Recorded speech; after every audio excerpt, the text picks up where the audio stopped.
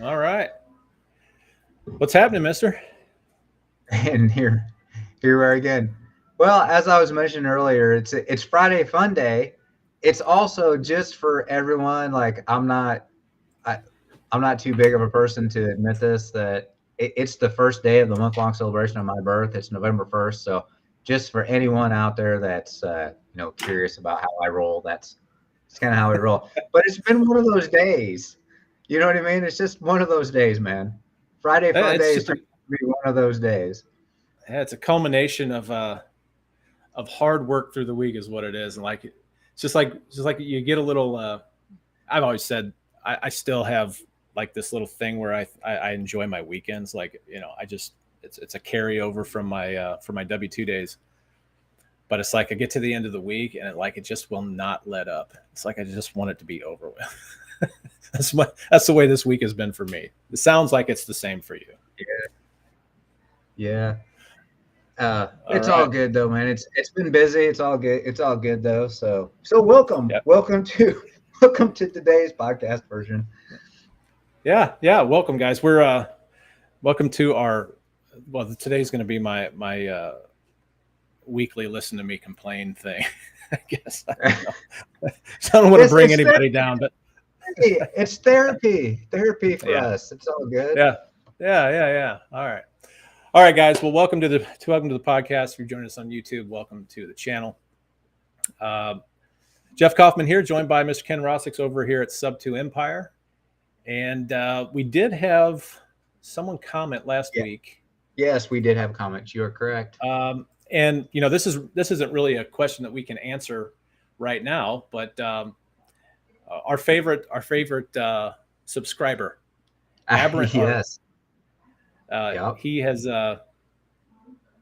asked us a question. He says it's mentioned in the subject to deals. It's mentioned that subject to deals should not be assigned, but novated instead. That's correct. Do you have any videos on how to do novation step by step? The answer to that question is no, not right now. not specifically on novation. That's correct. But since this is a subscriber curated type of podcast, maybe that's something that we should look into. Maybe we should do that. It's going on the list right here. There you go. But yes, you heard that correctly. We don't.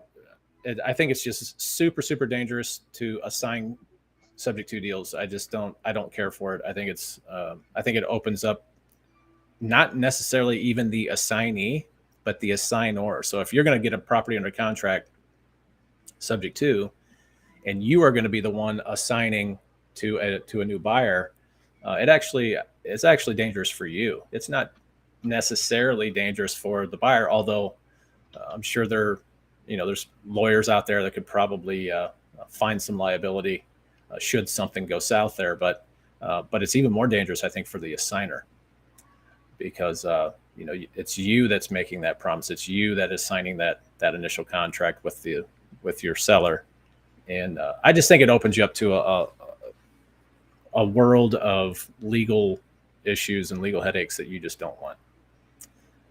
But yes, so novating those deals would probably be a better way to go about that, because that completely removes you as the assigner from that deal completely. It's a brand new contract. So it's a brand new agreement with the seller. So that's the way we prefer to do it. And yes, we're going to can put it on the list. We're actually going to do a video on that. So thank you for that comment. We appreciate it. Yes. All right, Ken. So what are we talking about today? Well, this is going to be part 3 of our Focus on Subject 2 series. So we're going to, now we've kind of talked about this a little bit in the last couple of episodes as well, but we're going to focus today on common objections, seller objections to doing a subject to deal, right? So the first one we'll just kick off with, like, you'll probably get this when you're talking with sellers.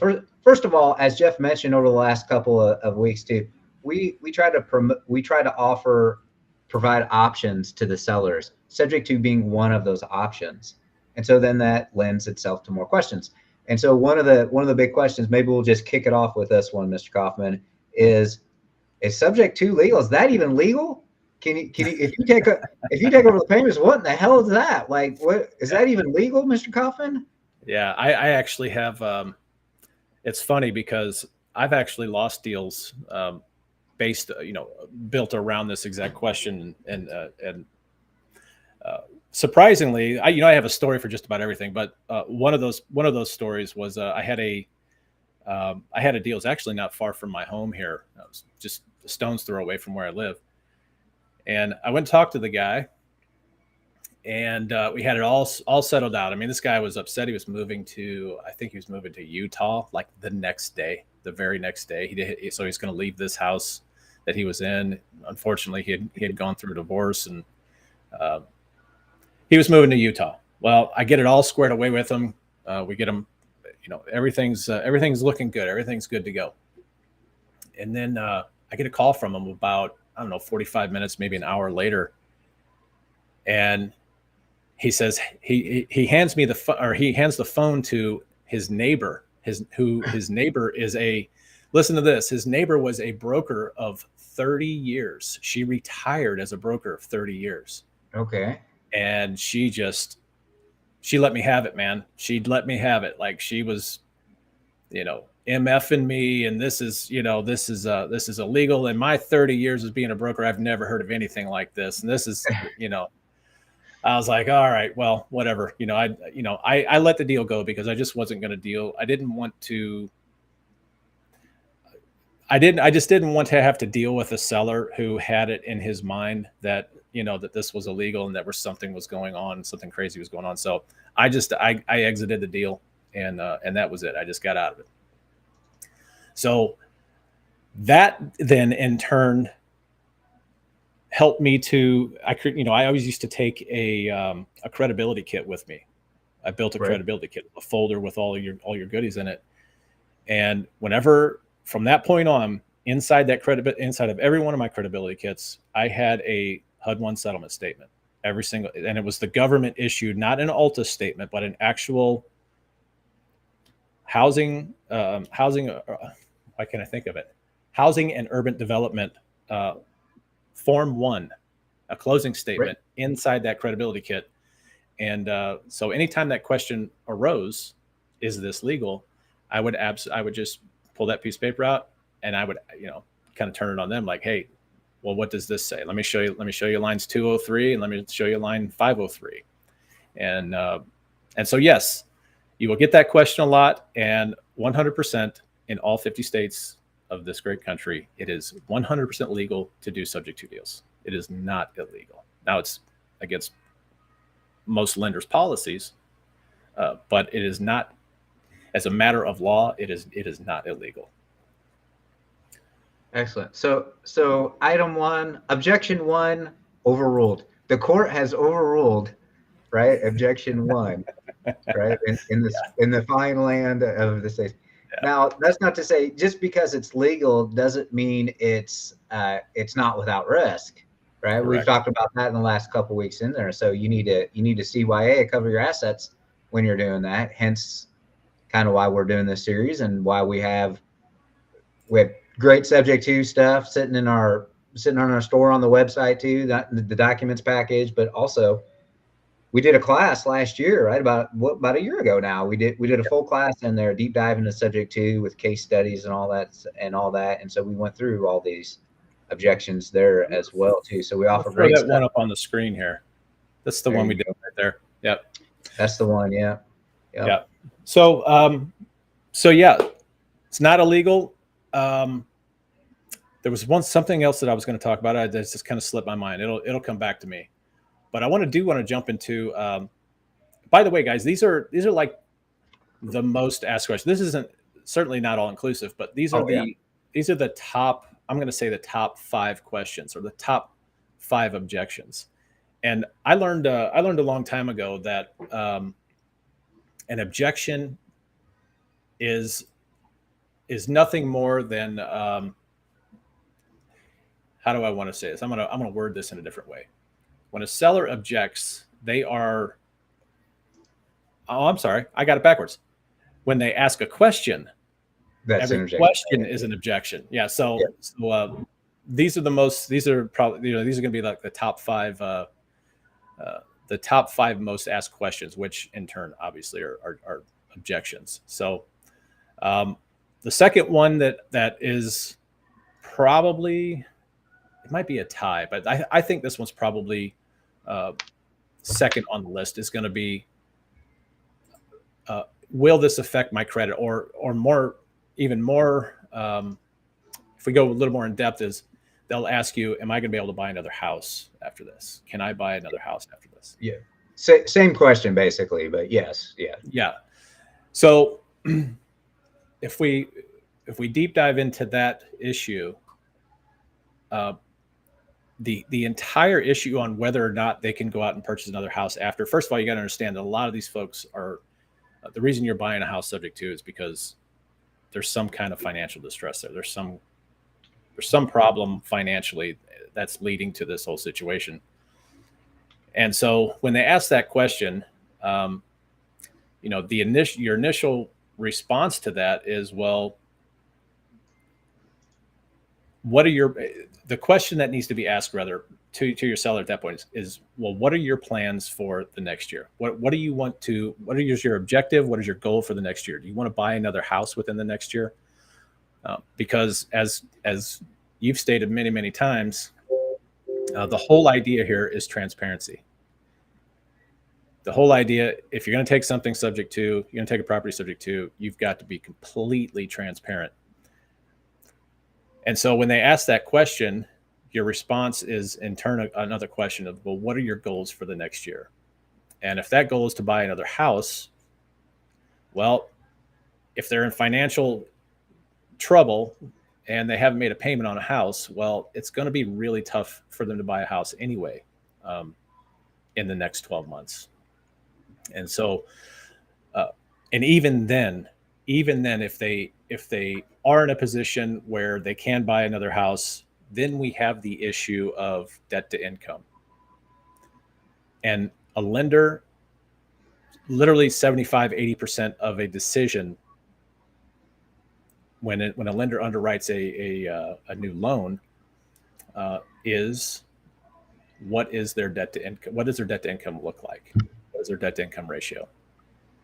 And Fannie, the guidelines that Fannie lays out is they can't have any more than 43% debt to income ratio. If they're over that, it's highly unlikely they're going to get that loan anyway. So yes, if we take a property subject to, it is definitely going to affect their debt to income ratio. And so we did talk about this. Was it? I don't know if it was last week. Yeah, last week, about how we can overcome that. But it requires seasoning, just like holding a rental property. Yeah, 100%. Yep. Yeah. So that's why you ask the question: what is your goal in the next year? If you want to buy a house in the next 12 months, and you just have to be honest with them. Like it's probably not going to happen. But it's not to say that it can't happen. But it's less likely. So let's figure out something else for you. Let's figure out something else for the next 12 months at least. Let's figure out something temporary. You can even help them get into a temporary type of situation, which is something we do quite often. That's right. But can we go back to, though, just that baseline question? So when they really say, is this going to affect my credit? They're probably meaning is like, okay, what is that? What's the future of the loan, like you just described too? But remember, do answer that question. Well, when we start making the payments, it's only going to help your credit, because if you're not making the payments now, your credit is starting to suffer. or has suffered or is suffering or will suffer more, and Mhm. we're going to end that. We're going to turn that around and start making payments. In fact, if it's in arrears, we're going to make the arrears good, and we're going to get you caught up, and so your credit will start increasing immediately because we're going to start taking those monthly payments off of your plate. Yep. Yeah, that's one thing I learned is that lenders don't necessarily, if you have a seller who's in arrears, they're behind on their mortgage payments, lenders do not necessarily care uh, for someone who's in arrears to all of a sudden just pay that whole loan amount off. And it Yeah. doesn't benefit you to do that. It does not benefit a seller for you to do that. Yes, that agreement has been paid in full, but you have a series of missed payments that are definitely going to negatively affect your credit report. So by reestablishing, by paying and bringing that loan current and making those payments for, say the next 9 to 12 months, that actually is going to reestablish um, what's the word I'm looking for, Ken? It's going to reestablish a series of payments, of on-time Payment payments. And history. Yeah, your it's payment actually, history. Yep. yeah, thank you. And it's actually going to help the seller. So Yep. in the long term, it subject to, this is where we get into this thing, like we talk about short sales and things like that. And certainly someone who's behind on payments could potentially qualify for a short sale. I don't care for short sales. They take too long. They're cumbersome. They're very, very cumbersome. It's just not my thing. I just don't like it. I've done a few of them and I just don't like it. I would rather do a subject to deal, actually reestablish that good payment history with the seller and help them in the long run versus doing a short sale now. And now they're really messed up for a very long time. So that's my personal opinion. There's a lot of folks that do really well with short sales. I just don't care for them. All right. So how about another one? So why should I? So I'll paraphrase it. But why should I allow you to own the property when my name's still on the bank loan, right? I still have the loan. It says, so my name's staying on the loan, right? Why should I allow you to take the property when my name's on the loan? Kind of goes along with the last one too. Like one of the reasons it's in the seller's best interest to do that is because we're going to reestablish that credit history and start bringing their credit score up because we're making the payments and not them too. But what about that question more specifically is like why should I allow you to own it when I'm the one obligated on the loan, the mortgage, the Well, note?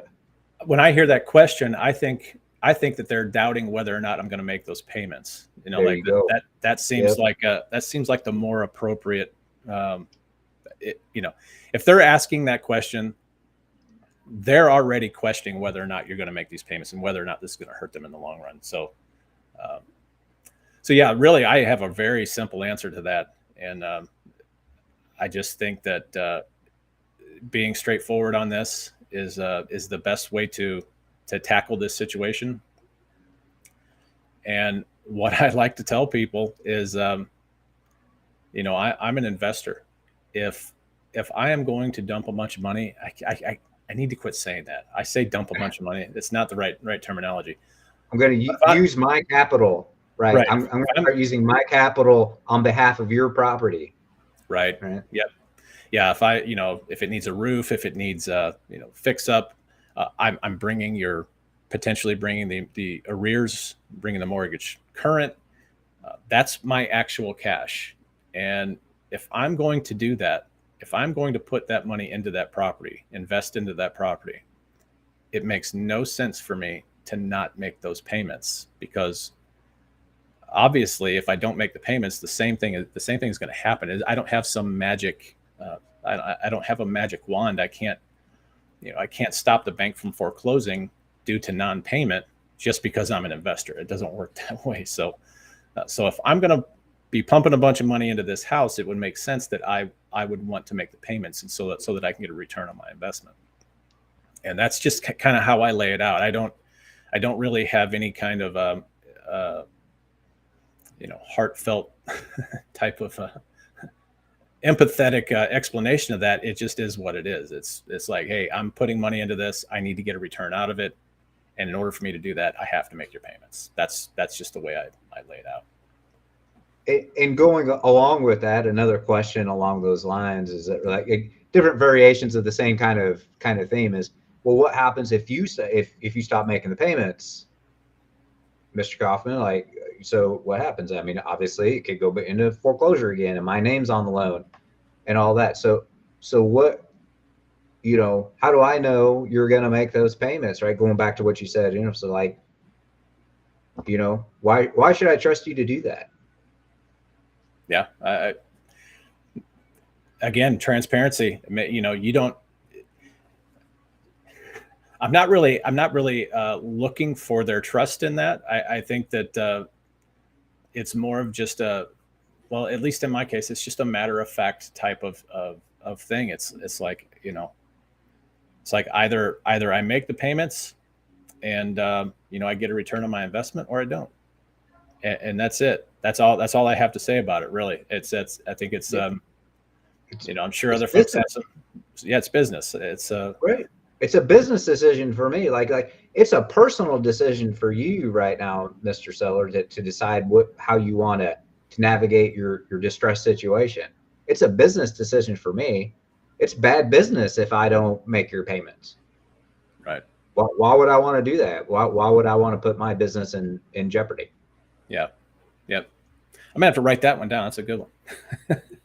But just business, brother. Just business. Just business. Yeah. Yeah. So yeah. Let's talk about the next one. I know I'm kind of jumping around here a little bit, but let's talk about the next one. You bet. The next one is, and a lot of sellers don't even know this, but they might ask why, or rather, is the lender going to be happy about that? Like, what can the lender foreclose on you, or can they foreclose on this property if if I deed the property over to you, but my name's still on the loan? Right. Can the lender call that loan due? And the answer to that question, obviously, an emphatic 100% they can. And again, I think this is just another opportunity to be transparent and as a matter of fact as you possibly can be. Yeah. And the answer to that is yes, 100%. And I'm going to make sure if I am going to move forward with this deal, if I am willing to pump a bunch of money into this property, I'm going to be the one that's taking all the risk here. And so I want to make sure that it's done correctly. And so again, this is another reason why I love this subject to part of it, because you don't have to cherry code anything. It's like you just get to be really real and really transparent. Yeah. And this so let me ask you this question. When you're sitting there talking with the sellers, because I would probably just reference so we're talking about the due on sale clause. Can they make the due on sale, which we've talked about the last couple of weeks as well too. But when I'm talking with the seller, I'm just say, and one of the methods we use to make sure that the lender doesn't have any red flags from our arrangement is we're going to put the property into a land trust.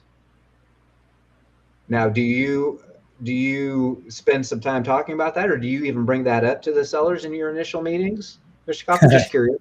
I don't. I try. That's kind of about how you're going to take title and all that too, which probably isn't right for that first meeting or two, but right. Yeah. If the question comes up about due on sale, then I will try and simplify it as much as possible, because first of all, these folks are oftentimes they're already kind of freaking out. Yeah. I just think adding complexity to this conversation is ultimately it's going to be bad. It's going to be worse for them. It's going to be, I can walk away from a deal and not spend a dime and I'll sleep like a baby, no problem. However, for them, if you start getting into the nitty gritty, like the details and you get into the weeds of how you're going to take title and all this stuff, they tend to they tend to start shutting down. You see that like that deer in the headlights look, you know, like I don't know what you're talking about. It's going to start sounding fishy to them, and yeah, I definitely have talked myself out of deals that way as well. Trying to by attempting to try and overeducate them and sound like a like a tough guy, or like a smart guy. Um, it's just the wrong approach. Totally the wrong approach. You just got to make it as simple as possible. Literally, all I will say is, we're going to buy this in a trust, and that we do that in order to protect you and us both.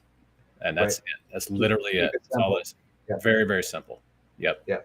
No, I knew I was expecting you to go along with that, so that's why I purposely asked that question about that.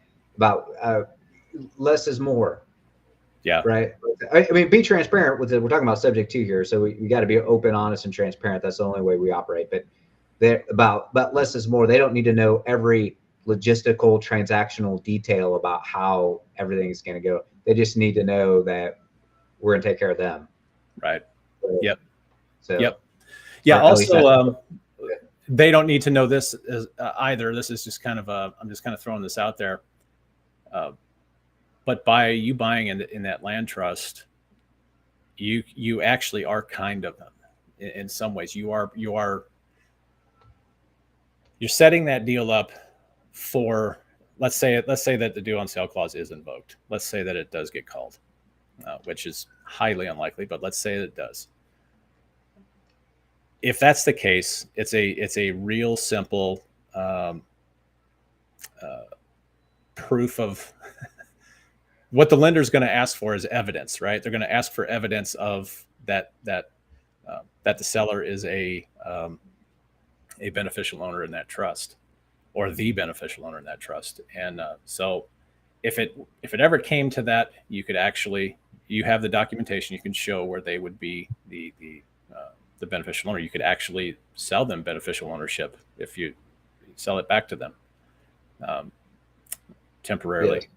yes. There's just a number of different ways that you can handle that situation. That's just one of them. That's probably like worst case scenario, though. I would, Yeah, definitely worst case scenario. Yeah. And as an advance, sorry, we digress. I think we talk about land trust so much, we digress. But as a very advanced land trust strategy, right, you could set that trust up and initially have the owners be the beneficial owners, like even before you close the deal. And then when you close, it all transfers. So you actually have all the documentation showing that they are the beneficial or were the beneficial owners in there, if in a worst case scenario. Do that too. Sorry, very advanced land trust strategies, but you know how we love all this. So now can we go back a second? I don't want to gloss over this too. So sorry, we're going to jump back a little bit. So sorry for those viewers. Like we're always this making the payments. So in order to alleviate some of that too, I think we maybe glossed over and should mention this too. We can use a lending service, right? A payment service, a mortgage service, to make sure everybody gets paid appropriately, to alleviate some of those issues that the sellers have. Well, how do I know you're going to get paid, and who's making the payments, and how's all that? And then you can actually send them proof, maybe not monthly. That'll probably be a little bit too much, but you could actually send them proof that these payments are indeed being made. You can see the transactions here in the loan servicer. So just FYI. Speaking of, I've got a brand new seller finance deal that their first payment is due this month. So thank you. That's right. It's the first of the month, right? I just onboarded them last week. I think they were onboarded last week. Yeah. So all right. You gotta go check and make sure that that the transaction is. I'm feeling pretty good about it. I'm feeling good about it. I think we're going to get paid. We got some good buyers. Excellent. How about another objection too? So it was like this sub two shit you're spinning here, Mr. Coffman, seems a little complicated to me. Can't you just buy the property outright? Why don't you just buy it? Well, I guess if I'm talking to the seller, the first response is going to be based upon, number one, is there enough room in the deal to actually buy it as an investment property? That's the very first question. And so And that's not something you're going to ask the seller. Obviously, they're not going to. You're the expert here. So if let's just take a couple scenarios. If we have a property that has, say, a bunch of padding in it, meaning a bunch of equity, um, so you would just maybe kind of roughly in your mind, you go over the Mayo formula, right? You just do a maximum allowable offer. If you're just going to make a cash deal to buy it outright, well, I mean, you've got to have tons of padding in that deal.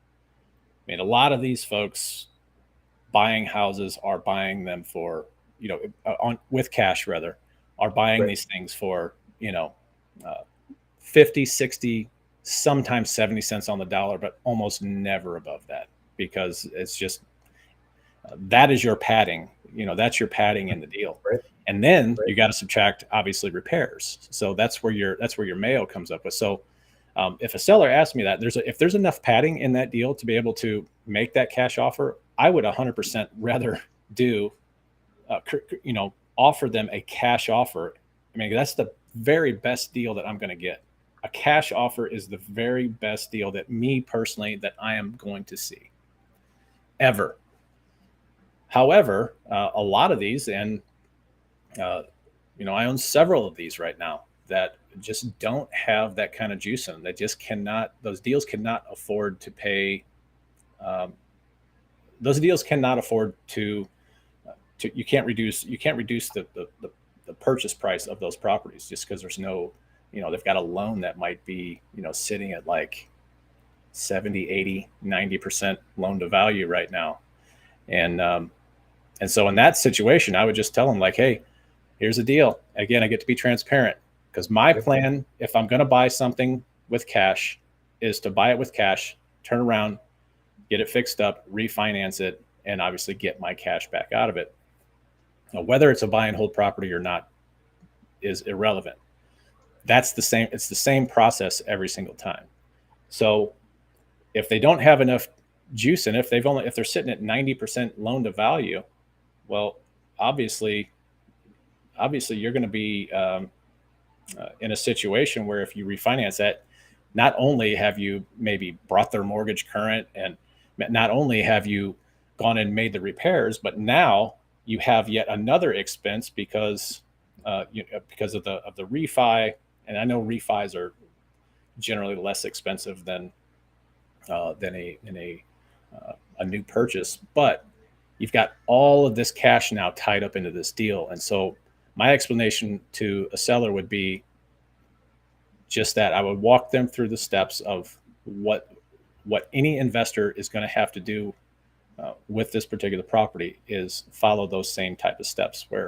And it just doesn't make sense for me to wrap up a bunch of money into a property that is then going to later possibly prevent me from having the capital available so that I can go out and just repeat and do this over and over again. I'd like to get into a property, get my cash back out so I can go out and keep doing this. So it's kind of a long-winded way of saying, Mr. or Mrs. Seller, there's not enough equity in this thing to be Right. able to buy it outright. It just Yeah. doesn't make sense to do it. Yeah.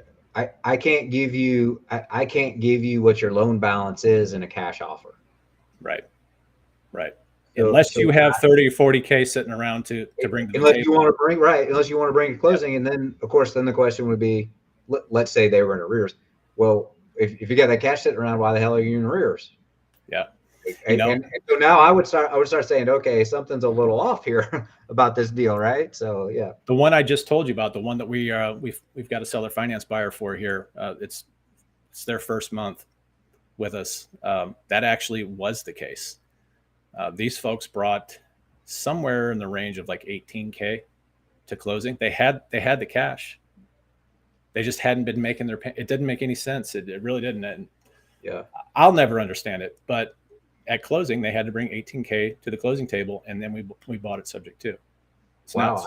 I don't think I remember you telling me that. I've never had a case. I've never had a situation where they had money in a distressed. The loan was in arrears, so in an apparent distress going into pre-foreclosure and all that, an apparent distress situation where they actually had the money sitting in the bank. I've never had a seller Oh do yeah. that. Oh yeah. This one was this one was that case, Well, which blows me away. It just doesn't make any sense to me. Uh, yes. I and guess they were that's not living in an surprising. apartment. Yeah. Yeah. I guess Yeah. that's not surprising because up is down and down is up nowadays. So Yeah. Yeah. Yeah.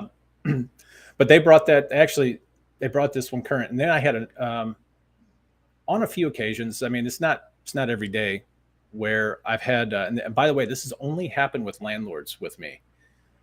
When I perfect example, I bought this property down St. Louis County, and it was a tenant occupied rental, and this lady just did not.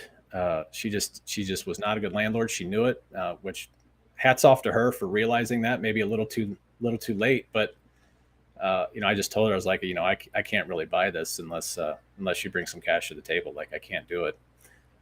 So she actually brought $10,000 to the table for me to buy this property subject to.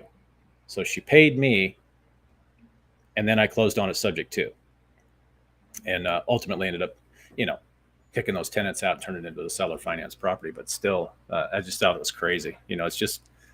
It's wild. It's what when people are really sick of their properties, and they're really really motivated, they will do things like that.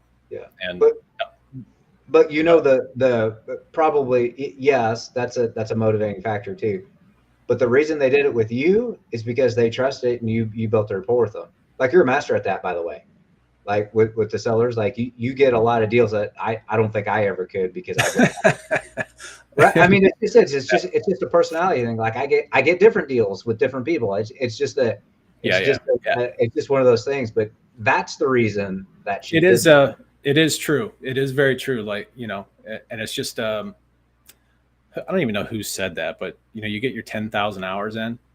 You get your 10,000 hours of practice in, and that's really like I think it's easier. It's way easier for me to make a sub two offer than it is a cash offer. Like it always used to be this saying amongst the gurus. They would say things like, if your offer, you should feel really uncomfortable making your cash offer. Like it should be almost embarrassing.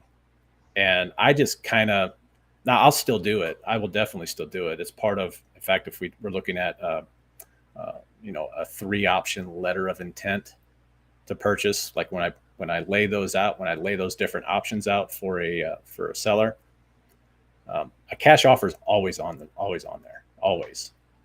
But it is much easier for me to discuss subject to and make a subject to offer than it is a cash offer, for sure.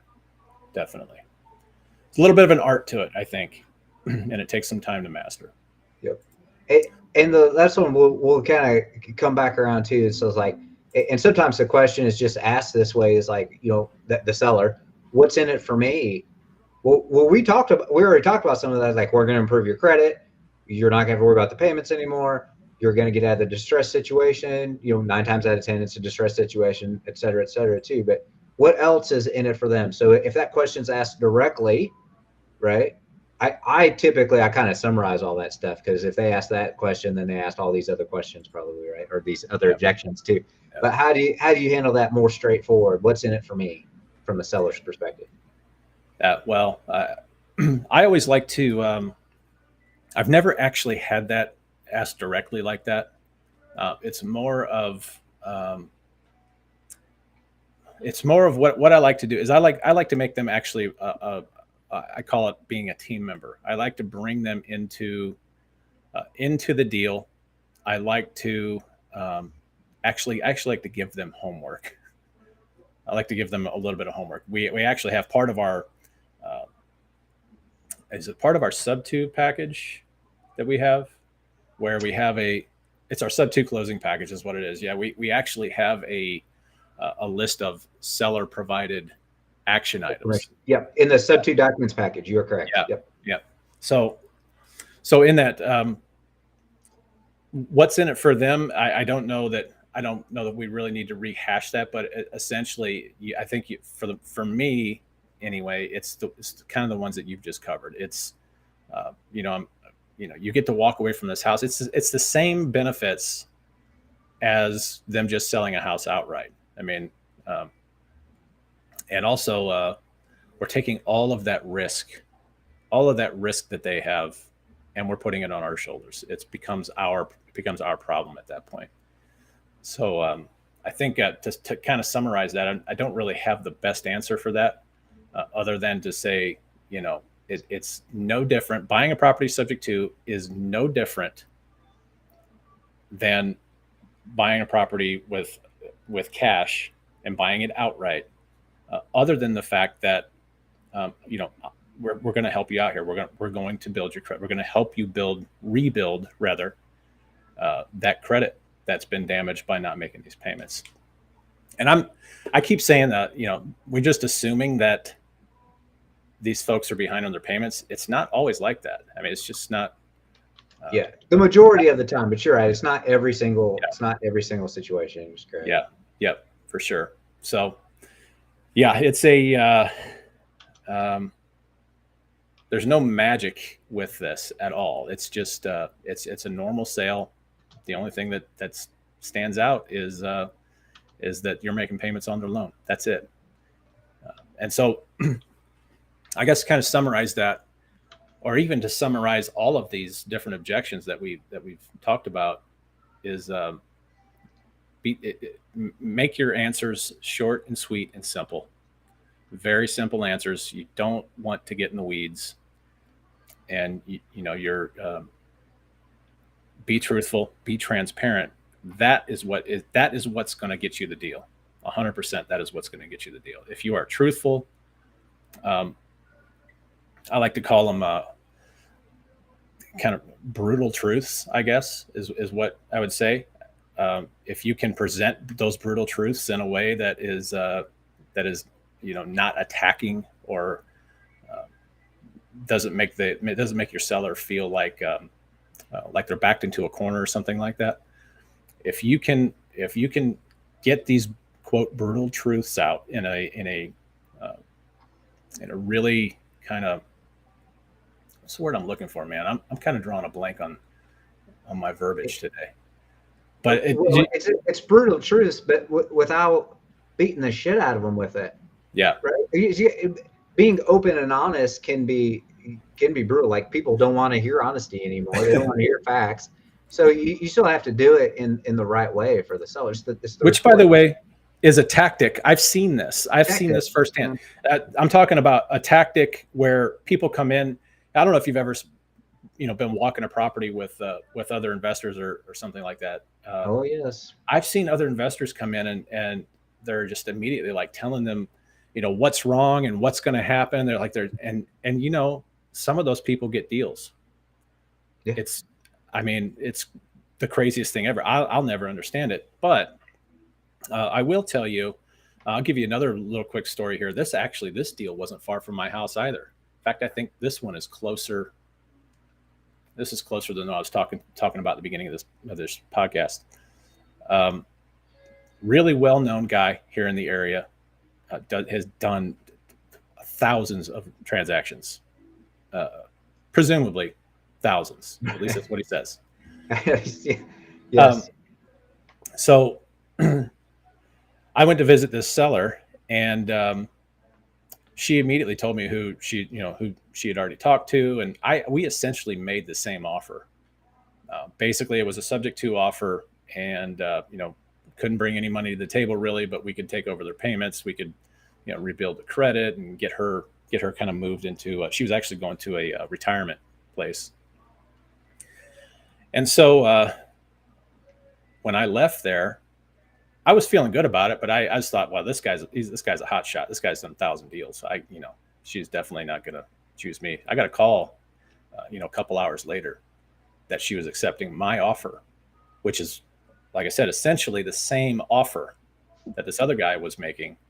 It was just a different approach. It's just how he handled the situation. And it's what I was explaining just a few minutes ago, which is, he came in and was immediately start pointing out things that were wrong with the house and different things with the situation. And I just managed to build more rapport with her than he did. You know what I ultimately did though with that deal? What? I turned around and sold it to him. Son of a bitch. That is precious. You know this guy too. I almost guarantee you I know this. Yes, probably. Yes, the one the yes, I think there's perhaps some embellishment with Yeah. the actual guru nature there, but yes, nevertheless, it's interesting. We actually have a question from Gavin here too, so I'm going to ask it. What if a sub two deal doesn't make sense and a short sale looks like the best option on paper? How would you handle that, Mr. Coffman? Then I always say if it's a short sale, then it's a short sale. Then you should do it. If I mean, another thing I really love to say is just because it's subject to deal, just because you can do it doesn't mean that you should. If it's a short sale, go with a short sale. I mean, there are just some situations that you uh, absolutely you could do the subject to deal, but it wouldn't make sense financially to do it. If you're going to be completely underwater and in negative equity territory, like to the extent that there's really no digging out of that. You just don't want to inherit those problems. So absolutely a short sale would be is not off the table at all. Personally, I'm not going to do the short sale. I'm going to find my short sale specialist in Yes. the network, and I'm going to let them deal with it, and I'll get paid that way. Yes, and that short sale specialist doesn't resemble neither you nor I, or have any name any name there Right. whatsoever. So I just want to say too, though, that sometimes I guess my question is, well, and you see the numbers. How short's the short? How much equity are we talking about there? Because we've already said that sub two people will bring cash to the table in some circumstances. Mm-hmm. So when you do a short sale, right? I mean, that's like a permanent credit hit for several years.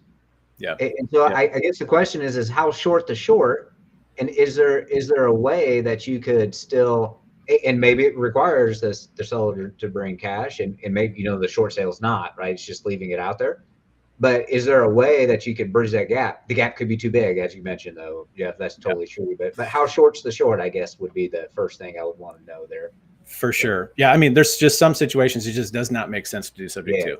However, if there's a situation where it's kind of close, like you're like, okay, how clever can I get with creating that with this creative finance deal? Like, how can I make this happen? And there's a number of different ways, but one of the really, really special ways that we like to buy these properties is we'll bring in an equity partner. Sometimes it makes sense. So if you're teetering on that edge of, well, this could potentially be a short sale. However, if we brought in an equity partner that's willing to stick their money in the deal, leave it there for a while, we'll share in profits and let that property appreciate over a period of time. And now you're, if it is appreciating, I hate to say appreciation because it's a lot of factors. It's a crystal ball thing. Yeah. But potentially, there are ways around avoiding doing the short sale. And some of those ways could involve, like I said, equity partners in the deal. And I'm a huge fan of equity ownership, or equity partnerships. I think they're, for one, I don't have to give a bunch of cash to get into a deal. And it actually just breeds more relationships, really. I mean, I think it's a fantastic way to get these deals done. Yep. So, but yeah, that was a great question though too, because sometimes the short sale may literally be the best thing for a variety of different reasons, and that's what you should do. Absolutely. Yep, for sure. Yep. Well, that takes us over to kind of the most questions. Maybe we can maybe just finish on this one too. Also too, but before I forget, we actually have a sub two empire common objections sheet. We're glad to send to anybody. If you want it, can you put those comments back on the screen, Jeff? Yep, sure I can figure out how to do that, but I'm the technology challenge one. Let's see here. Yeah, there we go. So there we go. So if you're wherever you're watching this, you're watching the replay or anything, if you put a comment in and whatever that platform is that you're seeing this in, and you just put objections on there, we'll follow up with you and we'll get you that common sub to objections sheet. We'll send it directly to you and follow up if you want. So just put that down in there. But let's finish up on, when are you going to sell the property? When am I going to get my name off the loan? Which kind of ties back, we're going to put it full circle, kind of ties back into that question about, can I get another loan? What's my timeline? And so it's kind of a similar question, different vein. But when are you going to get rid of this? When am I going to be cashed out of the loan, so to speak? And it's not going to appear on my credit report in there too. Is that going to be 12 months from now, Mr. Coffman? Yeah, that's a that one's a tough one. You're going to hear from a lot of folks that, in fact, we're seeing this. If you go out and read in the Facebook comments, a lot of these different creative finance Facebook groups, you read into some of the comments, they'll talk about, they'll post their deals is what they'll do. They'll post their deals and they'll say, they'll start giving you the terms. They'll list the terms, and inevitably, in a lot of those deals that get posted, you'll see a balloon. You'll see a balloon, say, 3-5 years out. It's very, very common to see that. And I think that people are making those offers, and they are part of the negotiation is they're just offering that up right off the bat, meaning the investor is. They're offering that, say, hey, Mr. Seller, I'll take it over subject to, we'll make payments on it until this date. And for me, that's kind of a big no-no. And it has nothing to do with, trying to get one over on the sellers and, keep their loan extended out for, forever. It has more to do with just not knowing where the market is headed. If next year, let's say that, we know where we're sitting this year. We've established kind of a baseline of how the market's doing this year. Well, what if next year we have a downturn in the market, and you're sitting on this house that has sitting at 90% loan to value, and all of a sudden we have a downturn in the market, and now you're underwater. So that would be a very, very bad situation for you. You'd be way over leveraged, and it could potentially be a disaster for you. Now you have to give the house back, or you have to let it foreclose, and then you can see where this is going. It's going to be a legal headache for you down the road. So on most cases, not all, I actually have a few properties coming up here that we are getting bank financing on. We're refinancing out of these subject to deals, which is fine. It's cool. But I do not like to put a limit, if I can help it at all. I do not like to put a limit on when I'm going to pay off a subject to loan. I would rather work with the seller and help them get into another property if that's their objective. I would rather work with them to get them into another property and keep the subject to property for myself.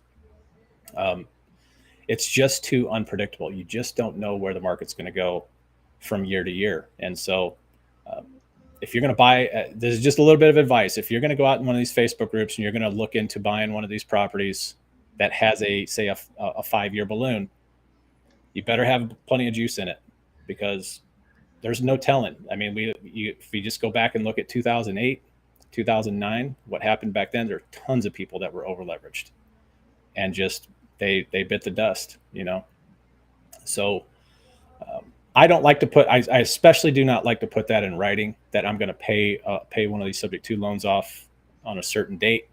I may make a verbal offer on it, or a verbal, and give them kind of a timeline or an idea. But I will tell them, again, I get to be transparent. I'll just say, hey, I can't guarantee that it would be paid off at that time.